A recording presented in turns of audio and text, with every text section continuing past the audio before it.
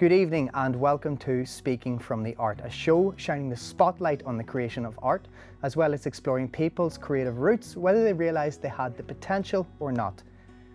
My name is Declan Billington, and joining us in the studio this evening is Tyrone Cano, a professional prop maker, Jolie Naylor, who is an artist and will be showing us how to do lino printing for beginners, and Journal Entry 3, an up-and-coming four-piece Liverpool-based band.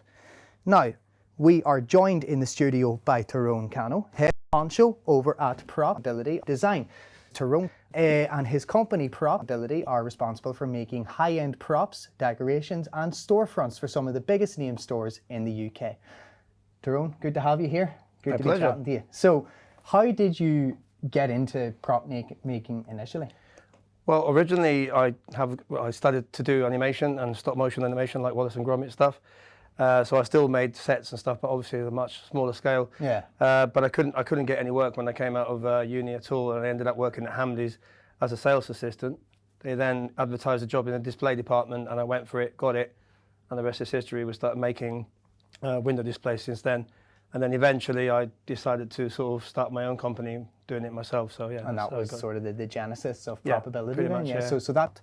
So it came to be after you worked in Hamleys for a bit. Yeah, and they're still one of my main clients. I still do stuff for them, which is great. So that's a good working relationship to keep having then. Absolutely. Yeah. So you aren't initially or originally from England. You're originally from Gibraltar. Yeah. So what happened moving from Gibraltar to England? Well, being the British colony, and because there's no universities over there, I had to come over here to study anyway, which is a natural progression of what everyone does back there. So came over here, and then I found the love of my life, my wife. Got married. And stayed here, so yeah, that was it. It's a story ready for Hollywood, that, isn't it? Not quite. So I mean, I would say it is. Now, don't be putting yourself down. You have a lot of high-end clients. You know, you've worked with Lego, with Disney, with, like you said, Hamleys, all those ones. So how do the briefs vary from client to client, and how do you ensure and maintain consistency then on your products? The briefs go from the mad to the sublime to the simple. It's depending on who it is and what it is. I do a lot of stuff for Selfridges. Their stuff is really, really artistic, really mad, really out there. And then you've got stuff for Hamleys, which is more, just replicating toys in the big scale, for instance, and stuff like that. So it could be anything. We obviously, budget permitting, we always try and do a good job no matter how much budget there is. But obviously, you've got to do whatever you can for the money they have. So, see, there is that nightmare scenario where it's kind of like, it's under budgeted, it's over sort of briefed, over spec'd. Has there been times you found like that where your back's against the wall? Yeah, absolutely. I mean, the problem that we have is that we are really proud of what we do. So if the budget is low, we tend to do too good of a job anyway, so that's why I'm not a millionaire yet, but Listen, still working on it. That leads me on to my next and final question is, do you see a bright future for the industry as a whole? Yeah, absolutely, because especially now during the pandemic where everyone's got quite lazy on shopping from home, in order for the retail industry to get people to come to their stores, they have to really spend some money on the sort of entertainment has to be like side of a it. show. And make a big deal out of it, because otherwise people are not going to come out to buy. So, listen, Tyrone, thank you for coming and chatting to us. Thanks for talking us through that. It's been brilliant. Thank you very much. Good to have you. And on that note, let's take a look at our own performance piece.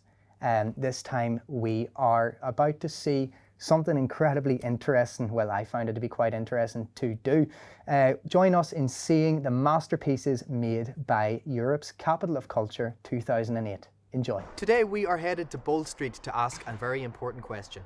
Can you draw or can you not? If you think you can, you get to draw on a canvas on the front of me. If you think you can't, you draw on the back. Welcome to Draw On Me.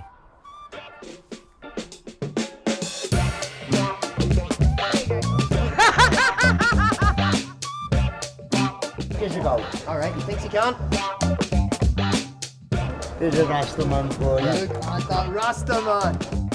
God bless. I like that, sounds great. How do you think you can draw? That's good. You see the sign of a back, that's for people that can't draw. Yes! Good person to pick. Yeah! So, a very apprehensive crowd and an even more apprehensive host. Initially, I found it actually to be quite difficult to attract people over, but after a bit of back and forth and the first few drawings appearing on the board, the fascination soon picked up. want to draw? Do you think you can draw? I can't. That's alright, so you draw on the back. Do you think you can? You draw in front. Do you think you can draw or do you think you can't?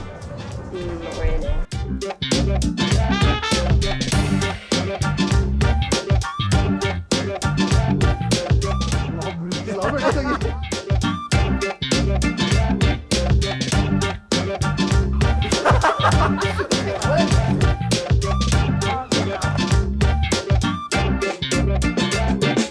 You like to draw? I love that message, that. Oh, yeah.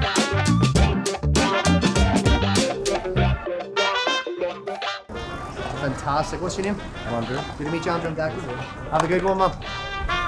All right. So awesome. Well, that was an incredibly fun couple of hours on Bold Street. Quite surprising, actually, that a lot of people ended up turning up and drawing. It took a few to get started, but then you couldn't turn people away. Lots of use of colour. There's a good sort of collage of different colours here. Looking at my favourite ones, can't deny that Rastaman looks amazing. And the guy that drew that was a character in himself. What's your name, fella? Stephen. Stephen, good to meet you, Stephen. I confused this for a volcano, but I was told off quite quickly by the woman who drew it that it was in fact a wedding dress. Oh, it's a volcano? It's a wedding dress. Looking on the back, a lot of strong drawings here too, for a lot of people that thought they couldn't draw. People did tend to go for animals, flowers, things like that. Somebody tried to draw a dinosaur. And on this side, you notice a lot more sort of social media plugs and Spotify plugs and things like that. People weren't sure what to draw, but they still wanted to take part and feel like they were a part of something. But all in all, very, very impressed by the talent that was shown from the public in Liverpool. So it's great to see. Some very interesting characters in that video, myself included. Now, we are back in the studio and we're joined now by Jolie Naylor. Jolie is an artist and digital animator. She's joined us today to walk us through lino printing for beginners and how to do it safely. Jolie, thanks for joining us and thanks for being here. Thanks for having me. So walk me through this, what are we doing? So today we're going to do some basic lino printing. Okay, and what is that? Basically carving out your own stamp. Okay. So I've chosen a flower shape that we're going to carve out. It's nice and simple for me. Yeah, nice and cheerful, like unlike the weather. I mean, it's heading into spring and summer now, so a flower is more than appropriate. Exactly. Okay, So I'm just going to get my chalk if you just want to get your pen instead. A pen, yeah. And just draw it out a basic shape. Okay. So just a nice, simple flower. And this is something that could be done at home, provided you have the sort of scalpel or the scraper and the lino itself. Yeah, exactly. It's quite simple once you get the hang of it. Okay. And kind of what led you into doing this? Well, I've always had a fine art background. Okay. But this isn't something I do all the time. I mostly do me 2D drawings, me painting, You are a animation. digital animator. and Yeah, all that as well? exactly. Okay. So after we've drawn our flower out, you just want to get your cutter, Yep. which is quite sharp, so you want to just be a bit careful of it. Okay. And I assume you do it away from yourself? Yeah. Okay. And just start Not into carving. yourself? Yeah, away. And just start carving in the lines Okay. away from yourself. Yeah. So something that isn't too taxing or challenging on the brain, something that people from a variety, a range of ages could partake in. Yeah, exactly. Okay, so it's actually taking more concentration than I thought it would. There we go. Would you do this at home yourself, or is this a one-off? Or?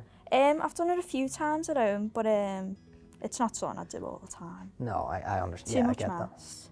Too much mess is right. There's a lot of mess happening here as well.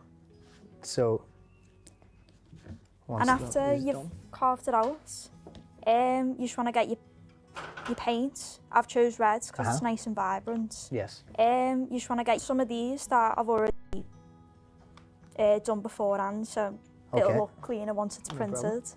Should I? I'll probably do this one. You do that one? Yeah. So just get a thin layer of ink. No worries. You just want to spread it out. Yeah.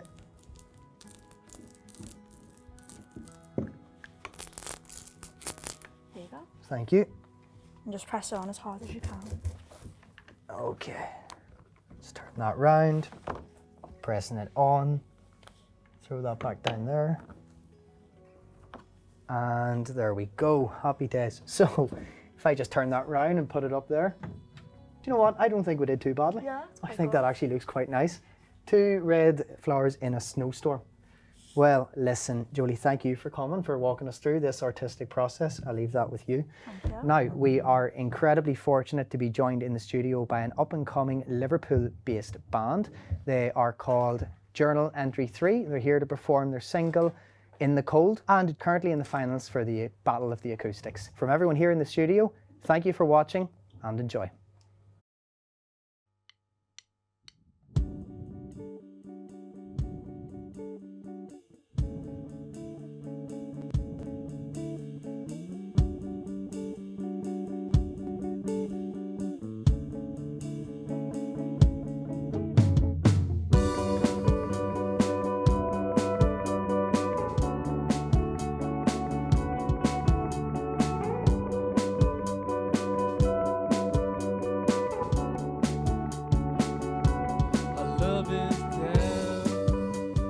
Struck me like a bullet through the head, so I stare at the raging waves.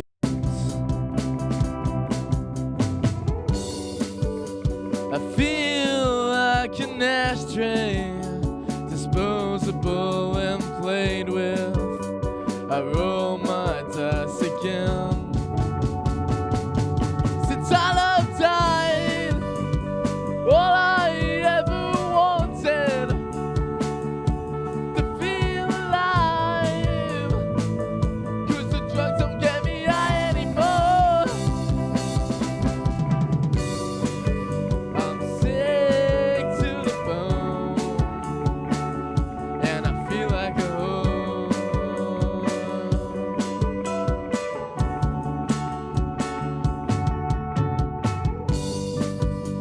A whore for your love, as kisses turn to punches, as darkness turns to dawn.